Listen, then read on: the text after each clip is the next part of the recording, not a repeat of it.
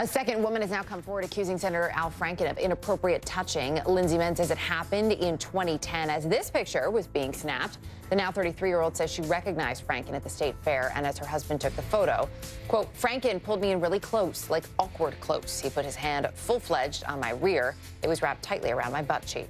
Menn says she was really disgusted and disturbed and told her husband immediately what had happened. She even posted it on her Facebook. Her story just now coming to light, though, after she decided to share it in the wake of radio host Leanne Tweeden talking about how Franken forcibly kissed and groped her in 2006 when he was a comedian, before he was in office. This latest allegation, though, did happen after Franken had already been a senator for nearly 2 years. In a statement on Sunday to CNN, Franken said he didn't remember taking the photo with Menn and that he felt badly. She felt disrespected. His staffer also said the senator has no plans to resign.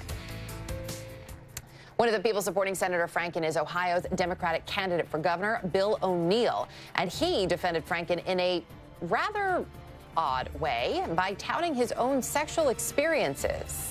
You heard that correctly. The sitting Ohio Supreme Court justice going as far as describing some of those intimate encounters in a Facebook post on Friday.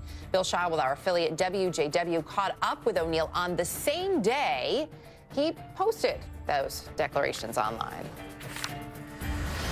That the feeding frenzy of the media is demanding a level of purity of candidates that cannot be met. And that's why I posted today. On Facebook, Ohio Supreme Court Justice Bill O'Neill wrote in part, quote, I was sexually intimate with approximately 50 attractive females. It ranged from a gorgeous secretary in the hayloft of her parents' barn and ended with a drop-dead gorgeous redhead. O'Neill said the Al Franken story led to his posting. Franken is the Minnesota senator who has apologized for groping and kissing a woman about a decade ago without her consent.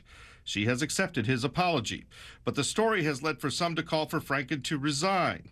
O'Neill says he's only defending Franken, not people like Alabama Senate candidate Roy Moore, who's accused of assaulting teenagers while he was in his 30s.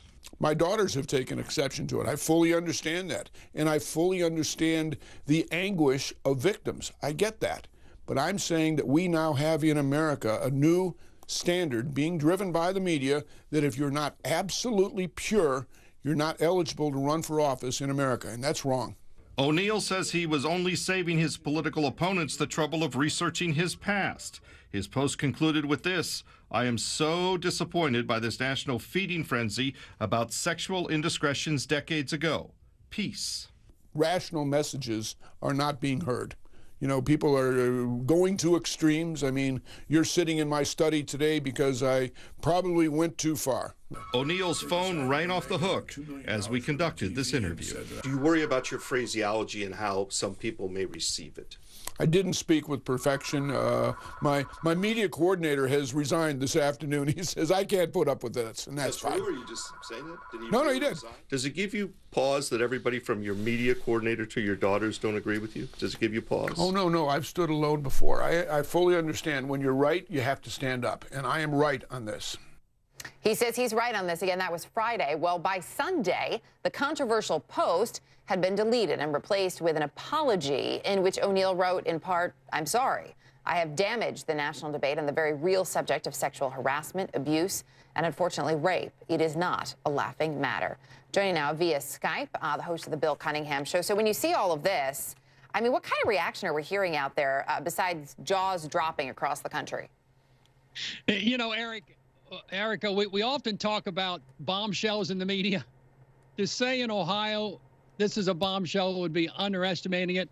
Imagine a 70-year-old, plus 70-year-old justice of the Ohio Supreme Court talking about having sex in haylofts and Gallipolis, which is along the Ohio River, all the way to the shores of Lake Erie, some 250 miles away, outing several women by identifiers such as Senator Bob Taft's secretary or senior lawyer at Progressive Insurance Company, which is what Justice O'Neill did, outing that their lives because he wants to brag about his sexuality or diminish the sexual assault of a sleeping woman that Al Franken committed.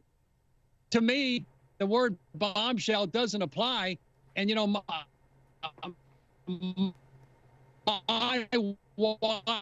wife has been Bill, I think unfortunately we are losing your audio there. Unfortunately, we're going to have to cut it short. Technology not always our friend. We'll continue to follow the fallout, though, from that story again out of Ohio.